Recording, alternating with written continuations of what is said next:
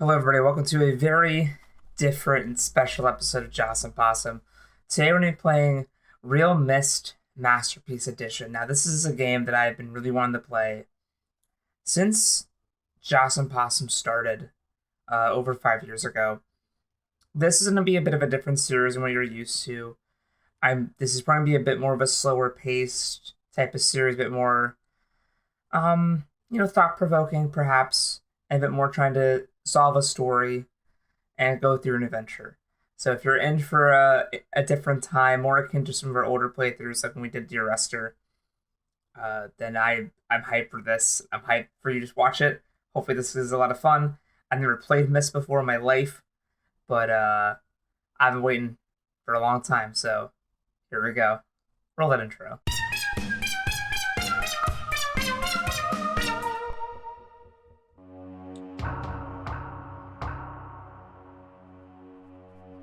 Ooh, realMyst. It's ancient daddy's Myst. No siree. I realized the moment I fell into the fissure that the book would not be destroyed as I had planned. It continued falling into that starry expanse of which I had only a fleeting glimpse. I've tried to speculate where it might have landed, but I must admit that such conjecture is futile. Still, questions about whose hands might one day hold my Myst book are unsettling to me.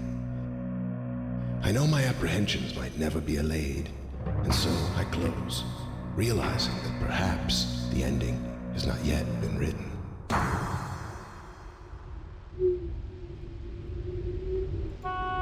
Oh, fuck yeah, bro. Oh, are we gonna go into the book? Is that what's happening? Is this is about? Is this gonna happen? We gonna do this? Alright, we're gonna do Classic Myst. This is like original Myst by simply pointing and clicking to move forward, or Free Roam, where you can go anywhere. We'll do Free Roam because it's a modern game. Turn the game flashlight. Yeah, sure. Oh my god. Oh. We're in Myst. Oh. That's so bizarre. You have to, like, hit the edges. Well. Oh, or I could just right click. Oh my god. I have seen this screen before. Charlie and I should play Myst, like, forever ago on Jawesome Possum, and it did not. This is boding way better. 5 years ago. We're playing this game because Myst didn't work and we don't want to play this. I'm gonna click on the card. Man. This is so nice.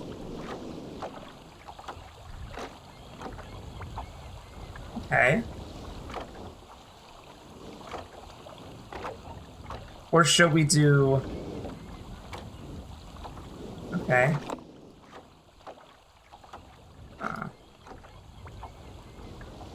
What did that do?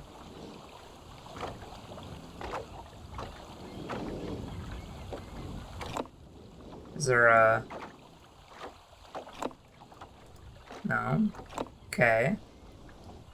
Huh. What could that possibly be about? You know, I kind of want to actually try Classic Myst. So let's see that. Oh, okay. Interesting. I think since the game was designed with this view in mind, I feel more comfortable playing it this way. Okay. Alright. Let's go down here. It's a little bizarre, just because I'm not used to it, I think, though. It's very... Oh. Okay. What's this? Catherine, I left for you a message of utmost importance in the forechamber beside the dock. Enter the number of marker switches on this island into the image to retrieve the image. Yours, Atris. Or Atris. The number of marker switches. The number of marker switches. So there's 3 so far. I have a weird feeling that I'm gonna need my handy dandy notebook for this game. So I'm already just gonna bust it out. It's a dentist chair. Oh? What the fuck? Oh, that's so cool.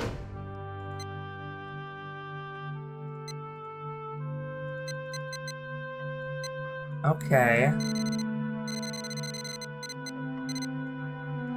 Interesting. Oh, can you find a thing in time?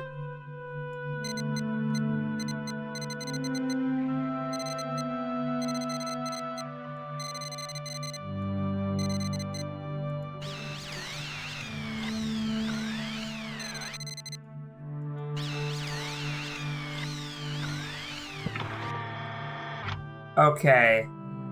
We're gonna have to come back to that. Oh. Okay, does that help? Having the lights out? Oh, it does. I think so. Let's see. I know what we'll have to do. Okay. So, we have to go back and warn them.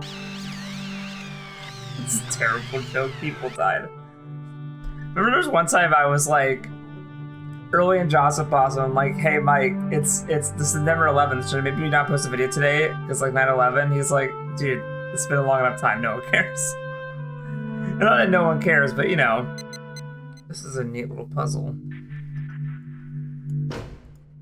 Alright. And I can't look up. Because there's like a starry sky up here. There's no way that's a free roam only puzzle, because the point is you can do either. There's a lot of shit over there.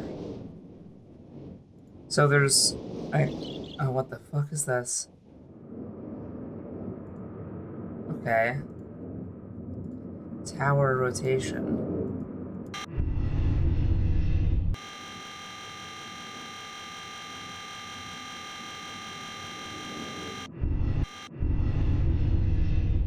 Interesting. What did that change? Are you different? Also, what is...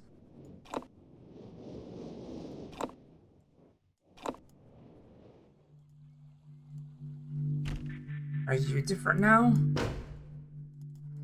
No. It's also harder to see with the lights on. Alright. Interesting. Okay. Did it fuck with shit back here? I don't know. So 1, 2... No, this way. Oh, going too fast. No, I wanna go... Okay. A little too speedy for my own good, it seems. So there's 3 switches. There's 3 switches so far. Let's do... switches, and I'll start tying them up so I don't forget. Alright. What's this?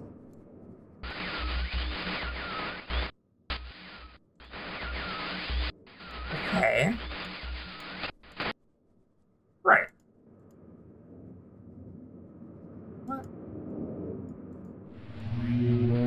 Oh.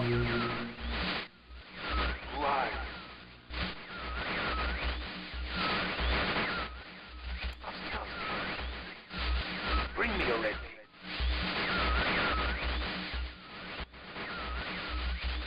I can't see. I need a red. You must.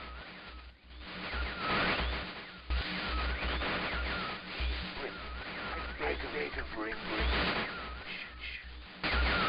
Is this gonna bring me a red page? I am serious. Give it up.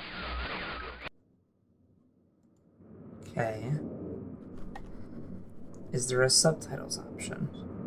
So this guy needs red pages, I think? Oh, whoa, what the fuck?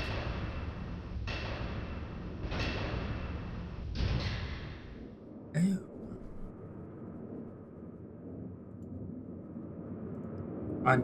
Oh, I can pick where I go. Alright. Let me guess, blue page in the blue book? Serious? Is that you? Are you? See you. Nah. Help me. Bring me blue pages.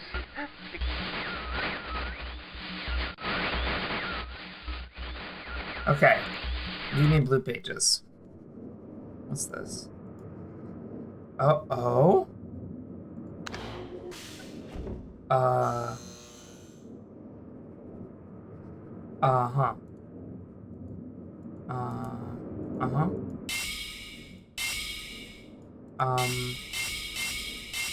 I am so baffled. Okay. Alright, where are we going? What are we doing? Huh. Okay. Library. Oh. Sorry.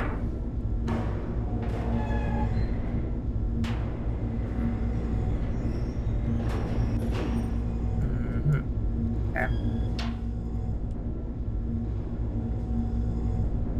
Is this where to go? Okay. Is it locked? Is that what's happening here? Is it locked? Okay. Uh-huh. This is different. This is good. Alright. Not as good. Not quite as good. Okay. That's fine. This is we're gonna come back to it when we can type of dealio here. That's all it is. Up there's just the library. Okay, so we have 2 books, one red, one blue. Both with somebody inside of them asking us to grab their respective pages. There is a thing from a letter from a guy named Artress, who wants us to collect, or wants us to know the number of switches on the island.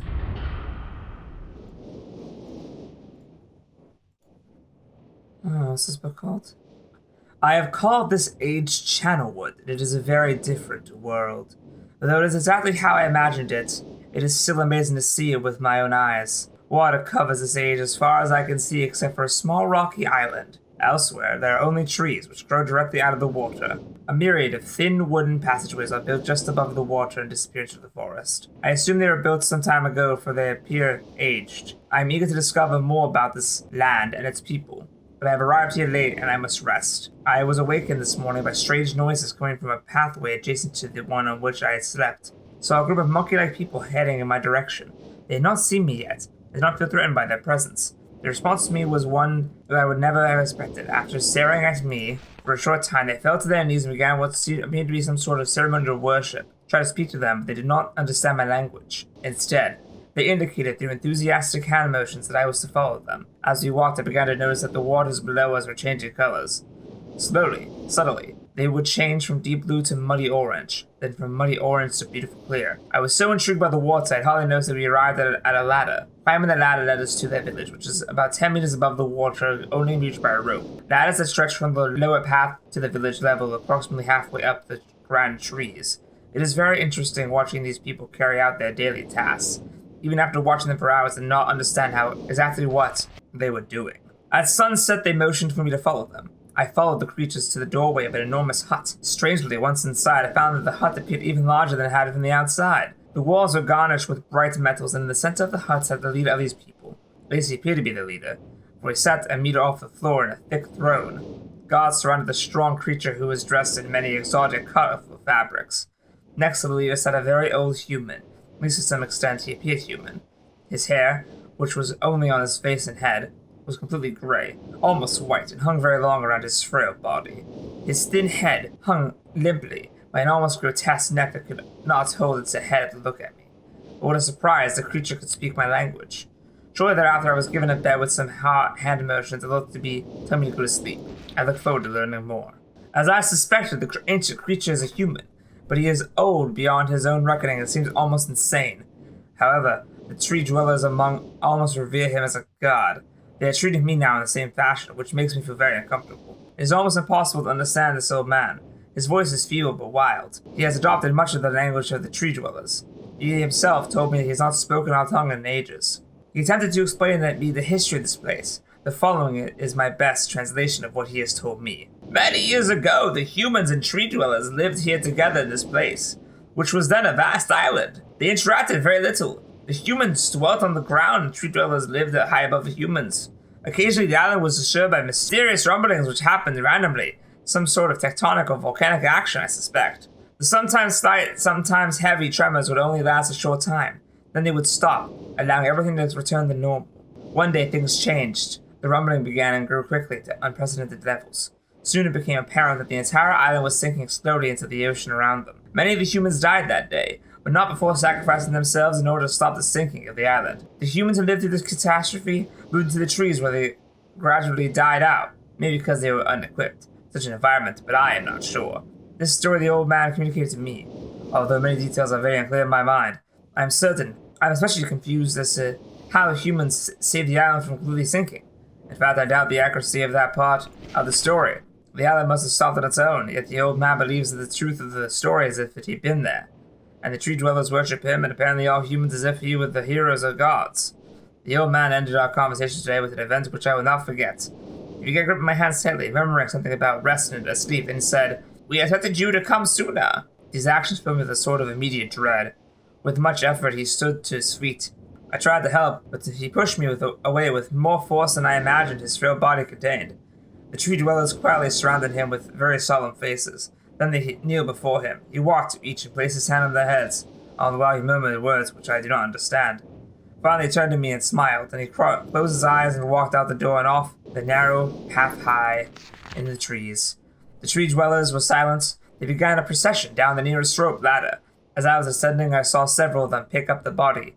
He had fallen onto the lower level walkway and carried away. He was laying down on the dead end of a short pier-like structure. With the use of some potions and one of the tree creatures lit the pyre on the fire, and I watched as the flames engulfed him. Oh shit, so he died when he was walking on the walkway, fuck. As this strange funeral proceeded, the waters around the pier changed to dull green. This morning I awoke finding it hard to even believe the previous night's events. The water is dull green for as far as I can see now. For some reason the water no longer shifts color. As I wandered throughout the pathways, the creatures watched me. Curious to see what I will do next. They are constantly offering me strange objects of affection. I even found food outside the doorway to the room in which I had slept. This is a unique race of beings. I hope to learn the language soon so that I may learn more from them. I have lived on this world for 3 months off and on, and the tree dwellers have shown great hospitality. I even begin to learn bits of their language. I have decided to return home for an extended stay with my loving wife and my sons, and hopefully return with them.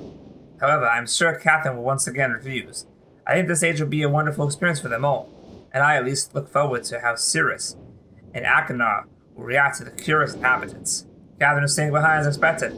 My sons have returned with me and they enjoy this age very much. They get along very well with the tree dwellers and are picking up their language surprisingly fast.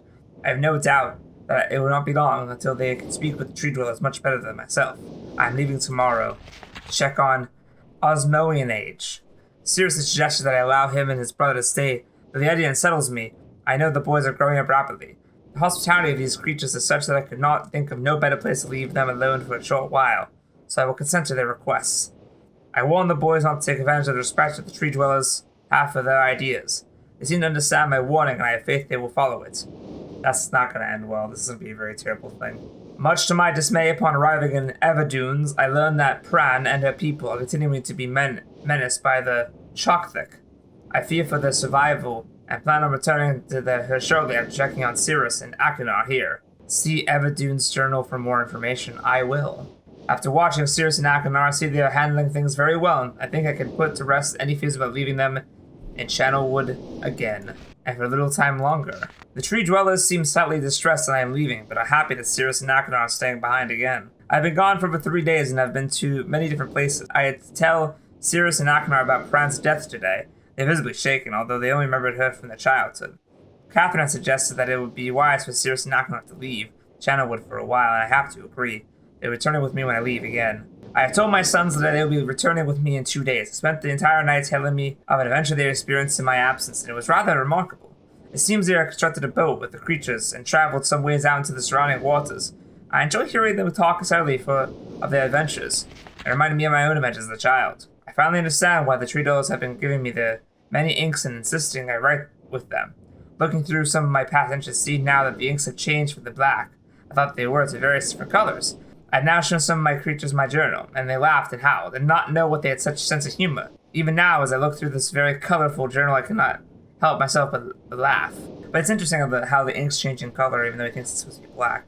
We will be returning tomorrow, so my sons are with the creatures for the last night here. They have told me they would like to come to Channelwood again, and also asked if they can visit some of the other ages alone. Though I will have to think over their requests, I believe that they have proven to me that they are trustworthy and responsible. Catherine will also have to help me decide whether they are ready for travel alone. For now, I must give my farewells to the creatures, for I do not know how long it will be until I visit this age again.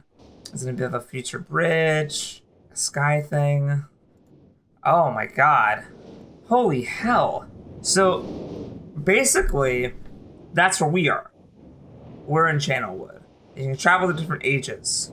I shudder to... Oh, what the fuck? Oh. That's creepy. Can you pick up all the books? Bro. You can pick up every book. That's kind of awesome. Even the small ones? Bruh. I know it's all like the same texture inside, but it's still so cool that you can even just do that. The Stone Ship Age. Oh boy. Emmett was the first to live on the rocks. He named them the rocks because it is what they were. A group of sharp rocks clustered together in the middle of a large sea. This was where Emmett lived. He enjoyed his life. Emmett would occasionally swim to the nearby rocks, as it was never too far of a great distance. One day, another person appeared on the rocks for no apparent reason to Emmett. Emmett named this new person Branch. Emmett and Branch quickly became friends, swimming and hunting for fish together often. Emmett showed Branch the simple cave in which he lived, on the largest rock. Soon Branch discovered a place where he decided to live, also on the same large rock. The sun always shone brightly in their world, and the water was always dazzlingly clear, allowing them to see almost to the top deep ocean floor which surrounded them. Though the sun always shone, it was never too hot for the boys. A light breeze always came from the north and cooled the area down. One day, while Branch was swimming and having fun in the water, he noticed another boy swimming. Branch brought the new boy to Emmett to find out what to call the new boy. Emmett said the new boy would be called Will. Will was soon part of the group, and all three of the boys swam and enjoyed their perfect world. At least it is the story I was told when I arrived today on the island. Emmett, Branch, and Will were surprised to see me at first, but even before the night ended, we were all becoming good friends. Today, the second day on this newly created age, a strange thing happened. It was not strange to me, but the three boys did not understand what was happening. While I was wrapped under a large tree on one of the small rock islands, it began to rain. It was a nice rain. It lasted for about an hour in the morning. I told the boys that the rain was not harmful, but they obviously still feared it. Before going to sleep tonight, I told the boys I would be leaving the following day. I told them that while I was gone, I would make a surprising change in their world. They did not understand, not that I expected them to. I still did not fully understand what happened today. I was experimenting with the art, testing limits of the rules as dictated to me by my father. I attempted to create a boat by riding it into the world. I thought everything was planned correctly, yet somehow the boat had become gripped by the rock and broken in half. Although the test did not turn out as I'd hoped, I now have answers to a few of the questions my father never answered. As for the boat, I can see the boys enjoyed it anyway, and with that I am pleased. They have played on it all day. Even though the boat cannot move, I have enjoyed studying from it. It is a much sturdier platform than the jagged rocks. In the course of my many observations, I have learned some of the many very interesting things regarding the solar system of this age. The nights are absolutely beautiful here. I have made note of and named a number of constellations that pass above me. Also during the night, I catch a glimmer of light from the horizon, which I have not been able to discover if it is created by some natural phenomenon or by additional people on far-off islands or rocks. I should very much like to discover which. I had rather suspect it is additional people, which would explain the appearance of Will and Branch. The rain today was slightly heavier than usual. Just when the boys were getting used to the light rains, a small storm arrived. They were frightened of the heavier rain, not to mention the thunder and lightning. If rain has never fallen here until recently, as the boys tell me, I'd like to discover why it is falling now regardless. I decided to return home for a short while. I have also been thinking of some plans for a lighthouse that I hope to construct soon. I think that perhaps by shining a bright light toward the horizon, it might prove my suspicions regarding additional inhabitants. They would be curious about the light and travel to discover its source, if they have the means. In terms of many tools that I will need for the construction of the lighthouse, I decided that once the lighthouse is completed, I will leave for some time and let the world's own imagination have control. We have worked 3 weeks on the lighthouse now and are making great progress. The rock that we are building on seems to not be as secure as I would like. I have to alter my plans slightly, but those alterations pose no real problem. The boys are quite strong and have been helping me immensely. I estimate the construction will be done within 2 days. The lighthouse is finished and we are all proud of our creation. The boys are amazed at the structure brought from the rock with their own hands. That evening we powered up the generator, much to the boys' dread at first, and shined the great light to the horizon for many hours. I stayed the night in the top of the lighthouse, and in the morning awoke to observe the sunrise without my being coated with the chilly blanket of ocean dew I had become accustomed to. It was Will who first saw the girl. She was swimming not far from the boat, where Will was getting ready for the hunt for fish. And Will noticed a man not far away from the girl. Emma was very pleased to meet the additional neighbors. I feel pleased to leave this age. I have set in motion events that have nothing to do with writing or the art that will have more profound impact on this world than I could have ever written. I think that it goes to this. The Stone Age. The Stone Ship Age. Oh, the ship got teleported into the middle of the stone. Okay, and then they built bridges along the rocks. That's what happened. I think of this age as a gift to myself that I will wrap up and open someday in the future. Only discover that it has changed so much that indeed it is a surprise. Besides, I have yet another new age that awaits me. It seems I'm going to need some new way to travel underwater in this new age, and so much planning is in order. It has been 10 years since I left this age, which I have since called the Stone Ship Age. Upon returning, I cannot believe the changes that have been taking place.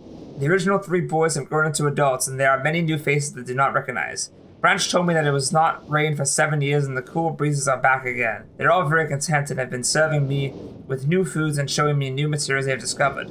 It even seems they have found gold somewhere. I see it in many forms around the island. My lighthouse is kept in perfect condition and it looks as if they have tried their very best to keep it so. Yet I have noted that the entire rock it was built on is sunk approximately 40 to 50 meters. After a wonderful visit with my old friends, I wonder aloud with them what this will be like in another 10 years. And now we have constellations. We have an anchor. We have an eye, a sneck, a bug, a cross, arrow, a geese, goose, and the fucking leaf from Lord of the Rings. Oh my god. I had no idea that I would become an audiobook narrator on this episode of Jawesome Possum. I hope everyone's having a good time. I am. This isn't the meme fest it normally is. So editing out. Put in a meme or two. Interrupting this video to tell you something very, very important. YouTube does not want to monetize us. They said no, fuck Jawesome Possum. So I'm here to give you a quick little ad for me, Jawesome Possum. Go to patreon.com/JawesomePossum if you want to donate to this channel because I can't get ads, I can't get monetization. YouTube fucking hates me. So if you're really enjoying the content you see here, patreon.com/JawesomePossum. Got 1 tier to $1 just to kind of say hey, thanks for making content. And yeah, back to the video. Sorry to interrupt. It has been a while since I have heard only silence, and I enjoy it greatly. I think for some reason I do not feel altogether welcome in this new world in which I have arrived. But how could I have be unwelcome in an age with no inhabitants? It is, of course, only in my head.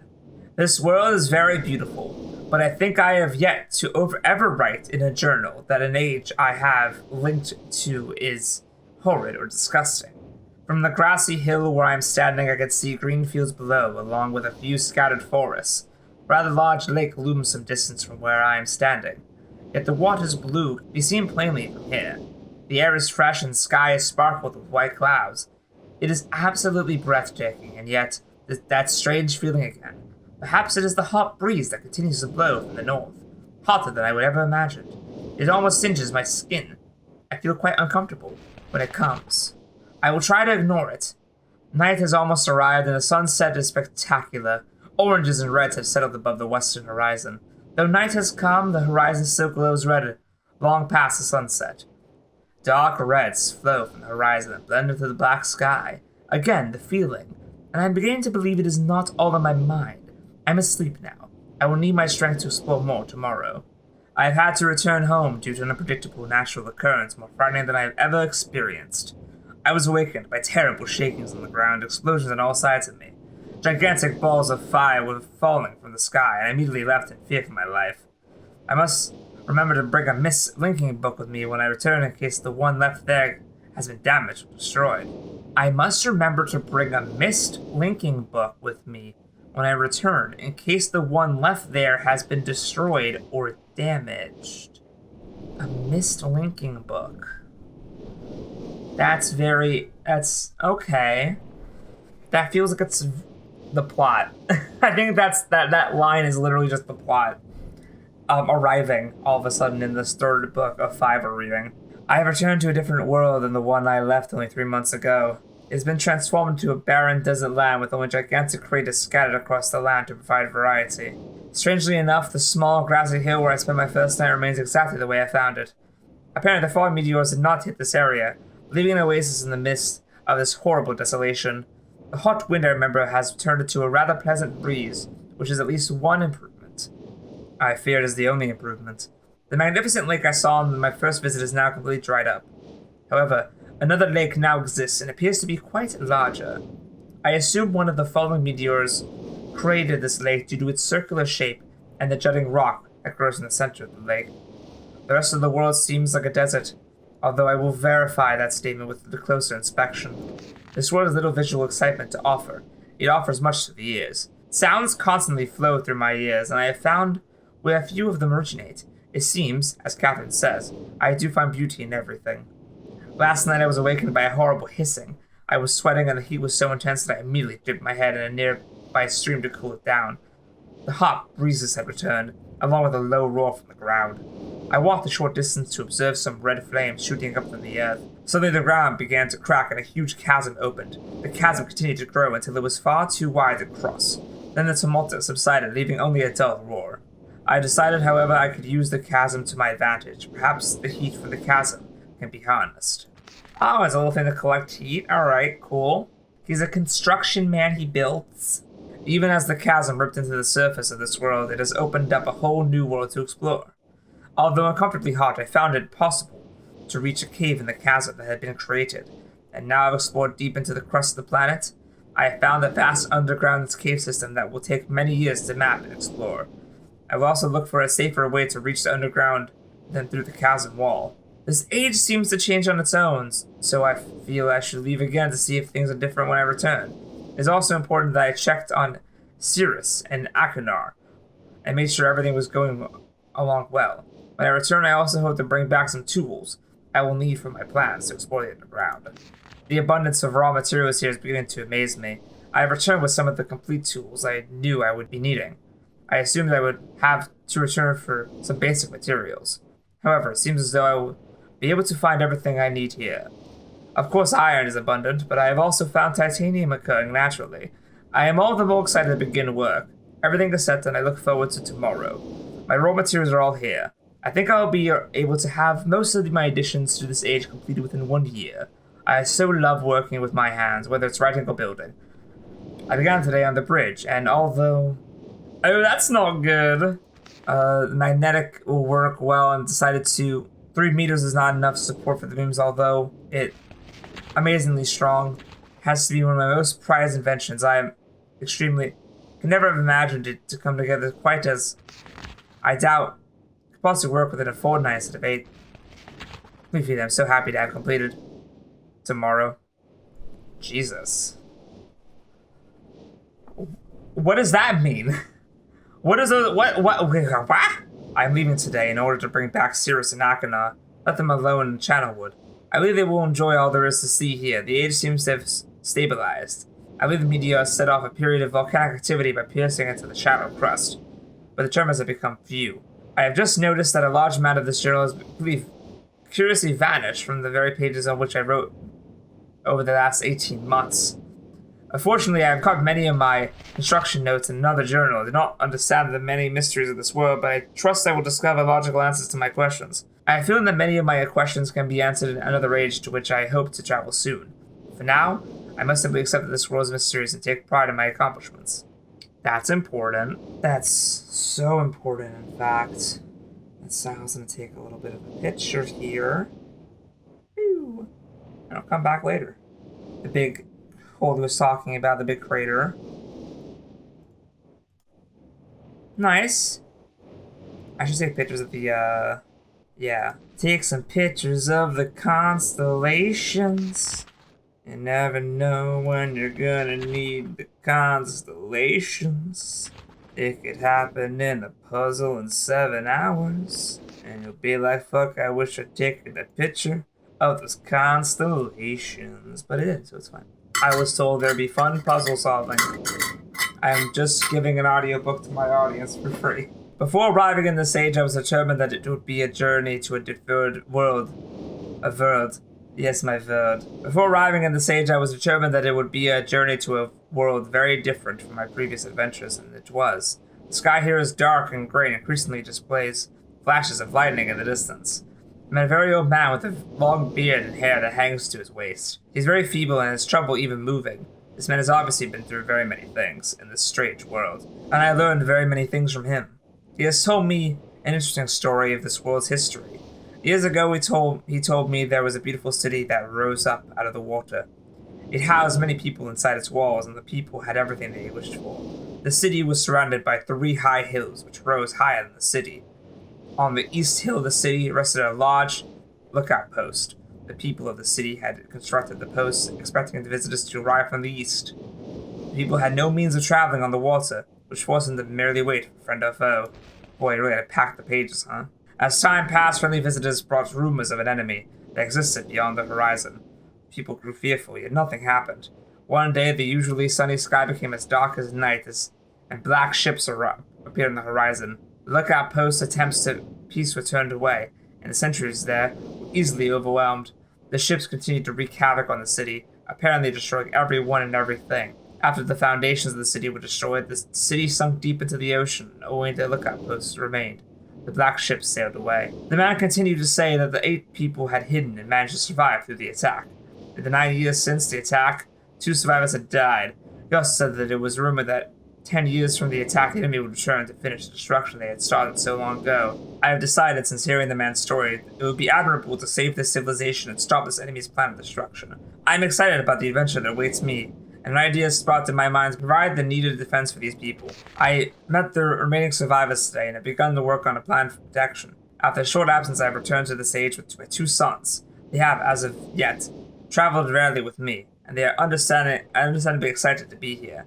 They have grown considerably since Everdunes. It is already obvious to me that they will be a great help in this time, instead of the nuisance they have been in the past. All 3 of us, along with 4 of the healthiest survivors, began construction today. We are building upon the old city's ruins, which will provide a perfect foundation for our fortress. My sons have been spending much of their spare time on the South Island, where most of the materials are stored. I am very pleased with their intelligence, and their creativity is refreshing to see, as they work on small projects of their own. It's been over 4 months now, and construction is going well. My sons love the world except for its gray sky. They detest the gray sky and tell me many times they wish they like the blue sky in Myst. The old man I first talked to tells me the enemy is due in 4 months. I feel we will be ready when the time comes. The man reminds me of Emmett in many ways, and I often wonder how Emmett and his people are doing. I see we know who those people are. It's been 6 months of work, and we have finally finished the fortress. It rests between the 3 hills, which are now only islands due to a rising water level that the people experienced after the attack. Inside the fortress, I designed a most intriguing device. It makes use of a technology called holography. I began experimenting with on my visits to Aspermere. It'll be working in a couple of days after I compensate for some small miscalculations. This holographic device will enable the survivors to learn to use the fortress. The enemy is due to come soon. I trust the fortress will provide sufficient protection for all of us. Oh, okay. Interesting. Also, you turn the big thing and it goes between the different islands. Okay. So when we get to this world in like 17 hours it's going to use. The black ships have come. The attack was substantial. The weapons have been stopped, and it appears that I have turned away in defeat. I can't help but smile as I watch the boats leave. Last night we had a small celebration, and the old survivors danced their dances of old. My sons did not understand why the sky had not turned back to its original blue. The old man told them that the storms would never end until the enemy was destroyed. I showed my sons that a blue sky was not worth the risk of death, and they seemed to hear me. I have had a healthy adventure and begun to work on a new book. Once again, I must leave a familiar age in search of a new universe I have begun. But first, I will have an extended time with Catherine, who I miss very much. Let's return to the people of the tide. I believe in my travels I will have found a substance that will ease their pain of their bone ailments that they have long endured. Hope to return to mechanical age one day and find the population growing and my fortress still strong. Though the sky has may always be black, I'm confident the people here feel a heavier darkness beneath their shoulders. Nice. So stone, channel wood, Selentic, mechanical age, and this one, I can't see the name of it. Rhyme, I have named it. A desolate age with a beauty that is quite different than I expected or imagined. The intricate feathers of ice that fall from the sky are awe-inspiring. I feel as though I could sit and watch them for hours, and though it is cold here, like I have never experienced before, I find myself enjoying the change of temperature, for it is unlike any place I have ever seen. Perhaps the oddest thing is the silence. Although the wind blows on occasion, when it ceases there is suffocating silence that falls in this place, broken only by the distant cries of unseen creatures. I have visited 3 times and am now sure this age will provide the environment I need. I believe this cold temperature is necessary for obtaining the correct resonance. Examining the structure of the books is ever more perplexing, but I am driven onward by my need to understand. The great tree of possibilities can never be fully grasped, but I must at least try to find one particular branch. On the subject of enlightenment, I would also like to find the cause of the mysterious lights that shine in the darkness here. Though I never assumed that I would be able to build this especially fast here, the speed at which I am progressing is somewhat disappointing. I do think I will bring Cirrus and Achenar as well as some of the machinery from Selentic. Oh yeah, that place with the crater and stuff, yeah. Achenar chose to stay with Catherine, but Cirrus was rather excited to come. He has spent the last few days here with me, helping me with the beginning phases of construction. He too seems to enjoy the ice and cold weather. He is intrigued with the crystals that we have brought with us. He has been a big help, as have others. I hope to be able to begin my experiments here soon. Tonight, Cirrus and I found a wondrous spot to view the lights, although it seems that they decided to hide from us. After sitting in the cold winds for over 2 hours, we saw nothing. Rather disappointing. Cirrus will return to Myst tomorrow. He has been a tremendous aid to me, and I am thankful for his willingness to help. The hard part of the construction is over. Although I have decided after tonight that I would like to add some kind of observation post, I won't be finished as soon as I would have hoped. Although I'm fairly certain it will be worth delay in the long run. I decided to take a break from construction now that the tunnel is almost complete, and I have been able to set up a temporary space where the crystals will not be stimulated. I am quite convinced that with the right diffraction resonance, certain properties of the ink can be simulated. Catherine still finds it absurd and thinks I'm crazy to assume I will be able to view ages with stones, but her unusual pessimism has not convinced me to stop trying. I've come too close to success on Everdunes. Oh, is this Everdunes? Is this Everdunes? Oh, this is Rhyme. A lot's happening. I'm fairly certain now that the temperature indeed does have an effect on the crystals, but I have realized that temperatures alone is not enough. The cold dampens most sympathetic harmonics, but a more active suppressor is necessary. I have acquired some geodes with a pure protected crystalline interior. Thin slices of the geode below each crystal provided a stabilizing effect and even amplified the clean frequency slightly. After quite a bit of experimentation with the shapes and colors, I was able to capture a blurry image with the book. Within a book. Although the link would never work, there was clearly an age on the other side. I can hardly wait to return and tell Catherine. I think I should finish the shaft to my observation post while I have the machinery here. Perhaps tomorrow morning. The lights are beautiful again last night. They had not shown themselves for so long that I had almost forgotten their beauty. I still must find the cause. Feeling rather overwhelmed with what remains to be done, the crystals have not been perfected. The shaft is not finished, nor is the observation post or even lab. I have not seen Catherine for some time, and I long to spend time with Achenar and Cirrus. Besides all that, there are far away in the back of my mind the thoughts of my people in our lost city. I dreamt again of them last night. I have seen the city in its worst condition, and still its beauty overwhelmed me. Even now, as I visualize how majestic it must have been before the destruction caused by Thevus and Icarus, it amazes me and saddens me. I'm very certain that Dinny is not dead, as my father believed. I'm convinced that there must be some who managed to escape the destruction, and even now continue to survive in separate ages. Within me is an urging to take the chance to return to Dinny, to find the survivors and properly rebuild our city. However, I could do nothing until I am certain of the fate of my father. If my plan failed, if I missed a single book when attempting to trap him unriven, then he has been free all along. If that is true, then all that stands between him and the ages I have now written is the link from Dinny to Myst. As much as I wish to return to Dinny without knowing the state of my father, I cannot risk re-establishing the link. What the fuck? I must observe my father without re-establishing that link. It has taken several years and there have been many dead ends, but I have partially succeeded. Now that I have managed to view another age with using the crystals, it is only a matter of time until I view Riven. That's the name of the second game. Heyo! At least I hope. Catherine will have her ideas about all of these things, and I miss her greatly. I will turn to rhyme later when my mind is cleared. This deserves a photograph, and hey ho, you'll get copyrighted. Oh, is that it? That was so much lore. So,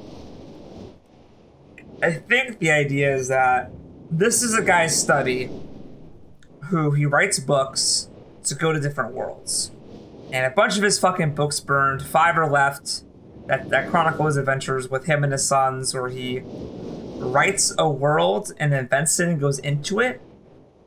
But there's also a thing about, like, his dad being evil and on Riven. And it's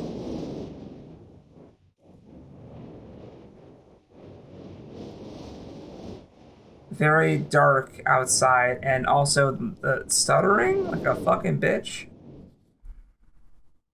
Oh.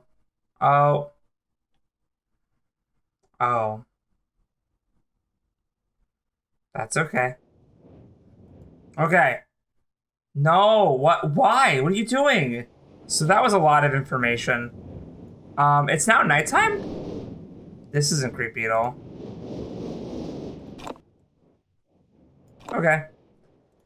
So, oh boy. So, alright, so yeah, so it's like a dude and what's this? This is the ship. This is okay. So am I in Myst right now? Oh, the constellations. Okay. The constellations. Understood. Okay. The fucking Zeppelin? What the fuck?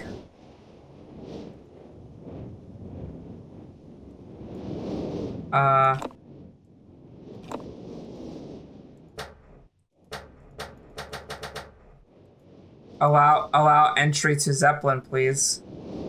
May I hello Zepp? Hello, Mr. Hindle. Or as they called you around the hospital, Zap. Alright, go on here. This is dope. Okay. Go up here? Yeah. It goes back up. Huh. Okay. Is that was 2 additional levers, so we're at 5 levers total. Okay. That's Pog. That's Poggers. What do you do? We're at 6. Alright. Makes it 7. What the fuck's in... Oh!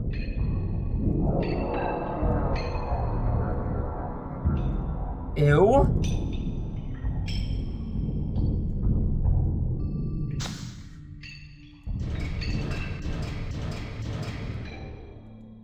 What?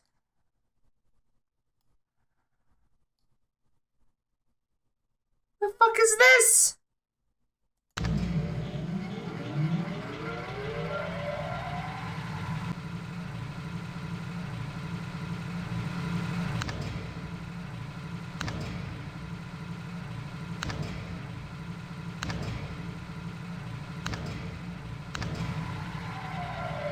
Oh, boo. Seemed pretty okay at first.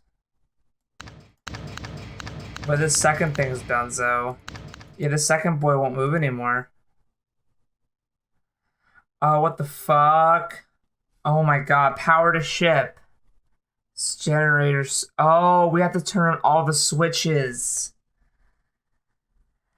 Is that what that's saying? Let me picture this real quick. I like how it started fucking with the puzzle, and I was like, I don't get it. And I turned around, there's literally like someone in this world had the same problem and just made a fucking walkthrough. Fantastic. Okay, so we have to. I hate how dark it is, man. We gotta go back to every switch. Oh, it's all the switches to the airship. They all go to this thing, which makes sense because all of the fucking wires go there. What a dingleberry. The wires fucking go to the airship. Alright, that's on. Ah, that's turned off. You see that down there? Fuck me.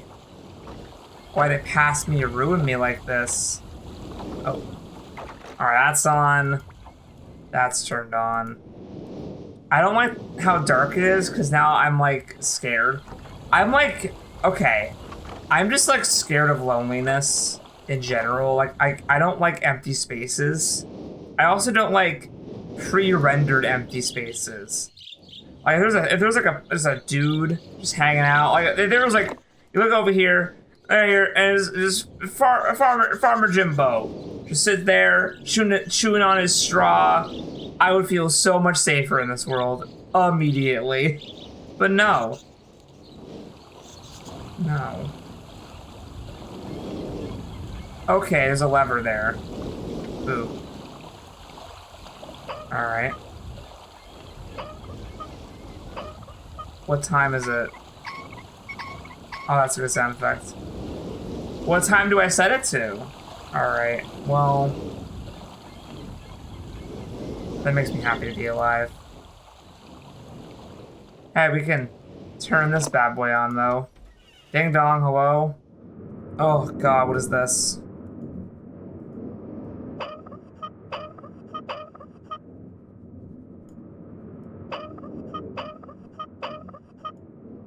Right.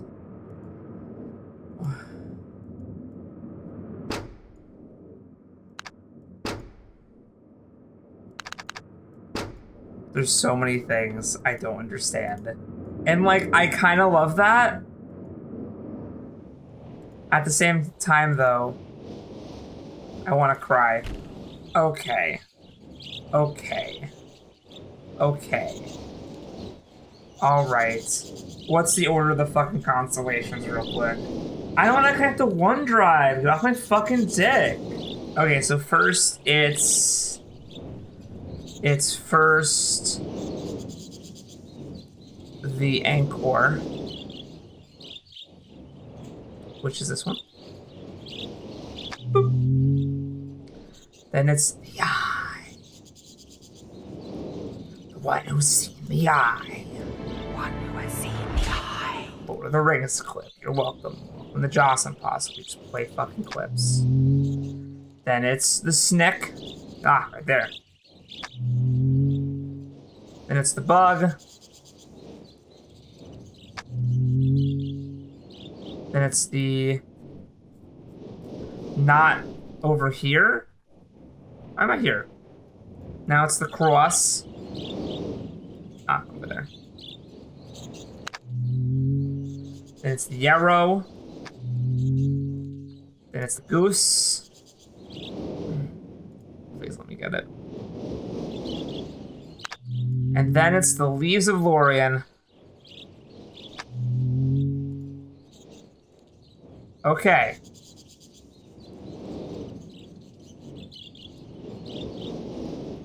Did I do it? Did I? What did that do? Give me affirmation I did good. Game? Ah, shit on my nuts. Oh. Fuck me, that didn't work? Bruv. Oh, I think I just unlocked the fucking earth. This is just a tree. It's just a tree. It's a big ass tree. It's just a tree. What am I supposed to do with a tree? Except have it keep me alive. Marker switches. Fuck. Fuck. Man, what do you do? This is rough, buddy. I didn't see this one over here. That's why you can go over here. Earlier, I was like, what's the point of being up here? It's already up, though. So there's 10. There's 10 marker switches. So there's 10 marker switches.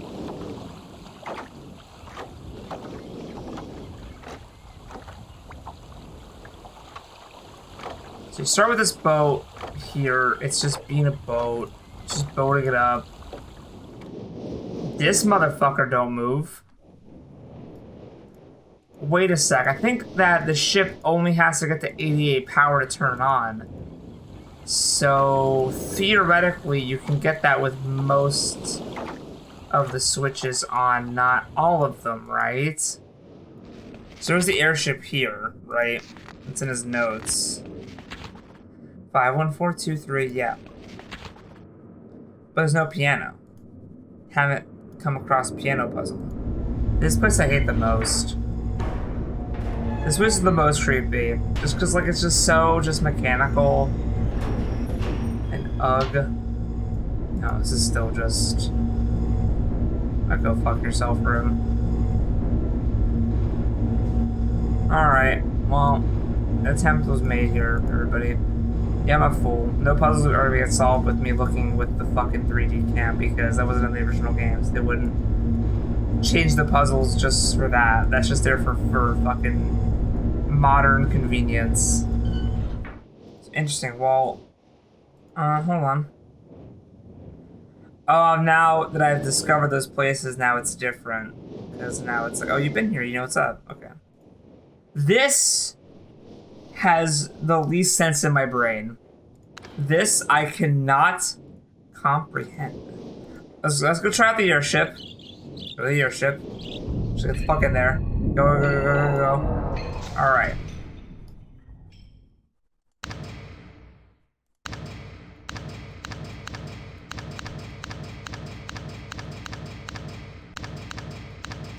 This secondary thing is still being stupid, though. The first time I was in here, it was perfectly fine. 1, 2, 3, 4, 5, 6, 7, 8, 9, 10. Piano puzzle? 5, 1, 4, 2, 3. Nah, it's dumb. Man, I'm getting stuck here. Alright. It's not that. Let's get out of here. Just go. Let's let your book alone, please. Alright. This is another weirdie. Because there's no 3-digit codes that we know of. I mean, like, 10 for 10 valves? Or 10 whatevers? 10 o'clock? Alright. Little one is...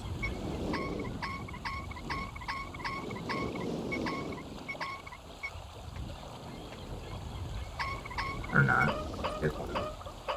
No, isn't Big Hand minute, Little Hand hour? I miss when it was daytime. I miss sight. For fuck's sake.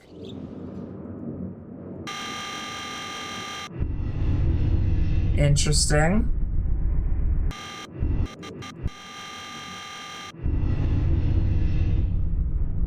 It locks on places. Do you see that? It locks on. What does that mean? What does that do for me? It's locked on over here. Is there something I could do? I think the sun's coming up again. Let's restart all the fucking breakers. This thing makes no sense to me whatsoever. What a weird, mysterious world. I don't have any conception as to what's happening.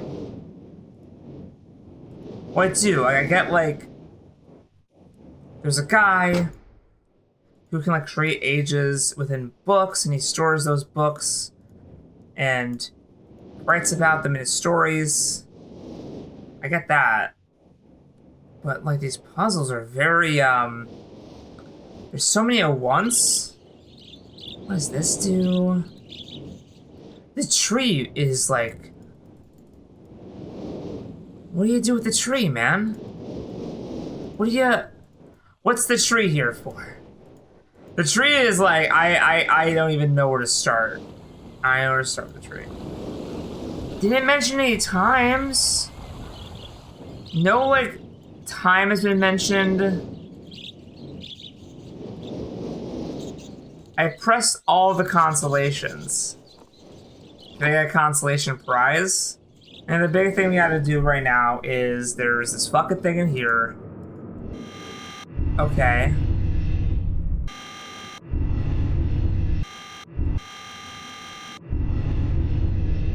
What does that mean? Help me understand what that's supposed to mean. Are there, like... This thing is like... What's the fucking diorama? Okay.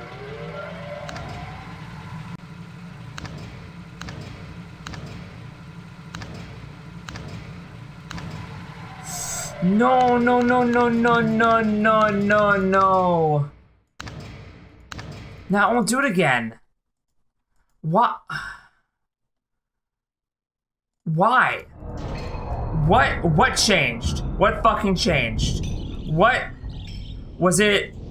I'm getting goosebumps because I'm getting it. Was it this? Was it this? Or is it you? Is it you? Come on, come on, come on, come on, come on, come on, come on, come on. I can't hit this button. Fuck. No. Son of a bitch. No. Ah, fuck. Fuck. Was it re-chunking everything? Oh yeah, motherfucker.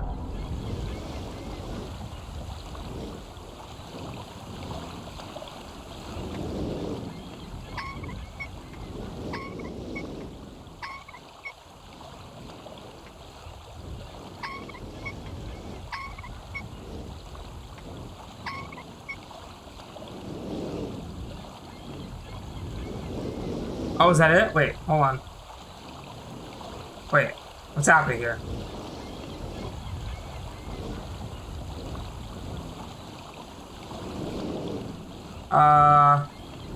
So, new development. I kind of just sat here and kept pressing buttons.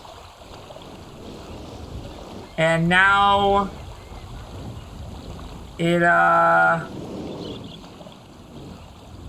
will move. I don't know if that was the right answer or not. I guess.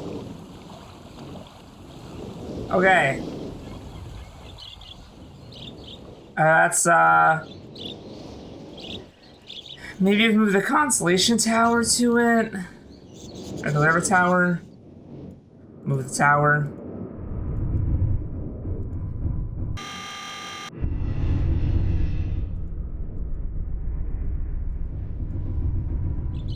Currently it's focused on the tree. I have no idea what... That's an arrow. It's an arrow, which can mean many things. Didn't notice that at night. It's good to know. Currently have it aimed at you, buddy. Got anything for me? No. Well, shit. Okay, so the arrow is important. Now it's focused on the fucking ship, which could mean a lot of things. Does nothing. Okay.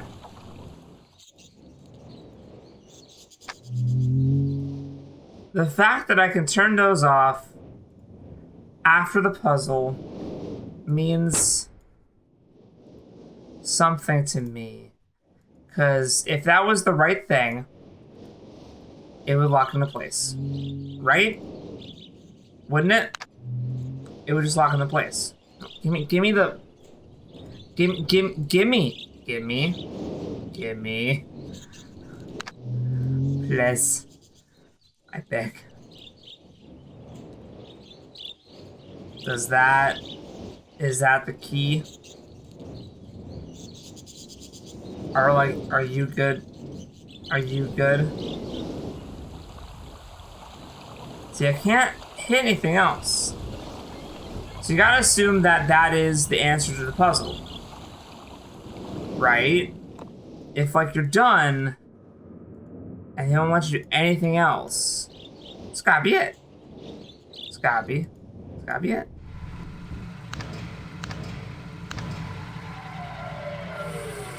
Fuck. And I don't want to look up a fucking walkthrough.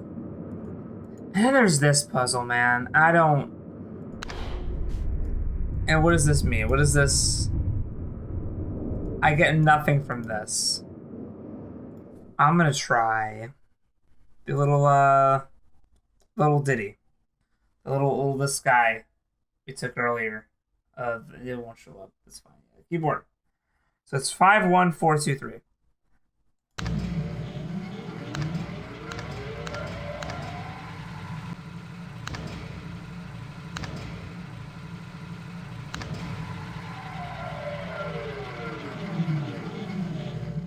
So different switches make this thing have a bad time. It's not the same ones every time. It's been different switches each time. Why can't I... Hold on.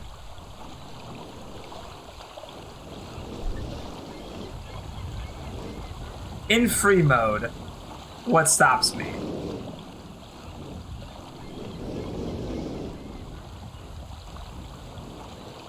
Just that. Alright. Oh, what the fuck?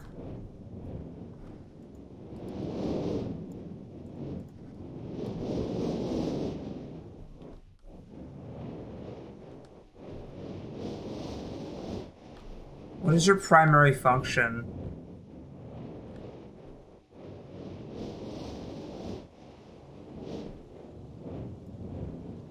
Tiana. Huh, it's a little grave here. Oh. Okay. Who's Tiana? In our 4-chamber beside the dock. 4-chamber beside the dock. Marker switches. 4-chamber by the dock. It's the dock. Is this the 4-chamber? The answer is 10. 10. 10. For all 10s, I get jack shit. 4-chamber by the docks. Okay. You know what? This recording just hit 2 hours long.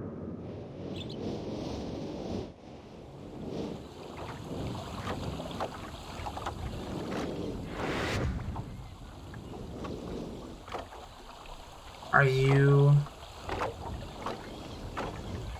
you serious? Are you fucking serious?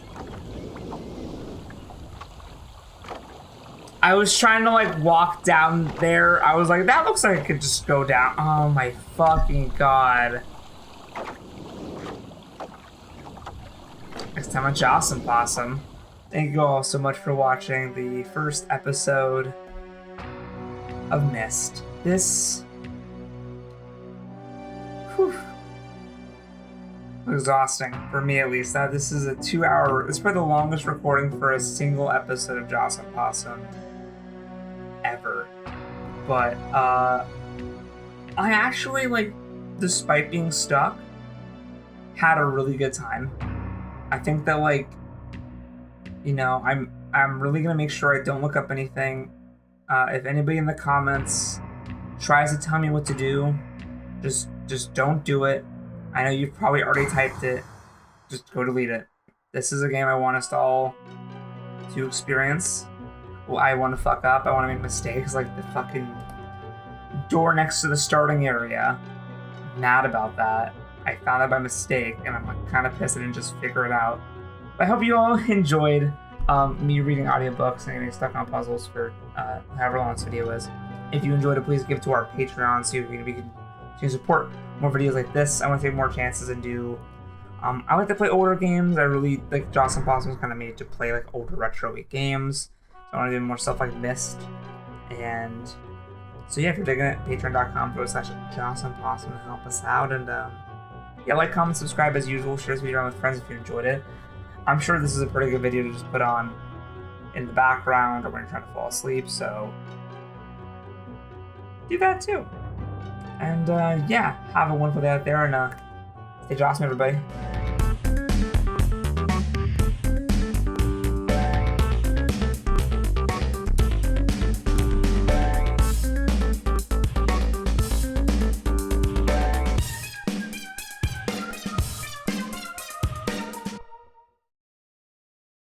Smooth Mall.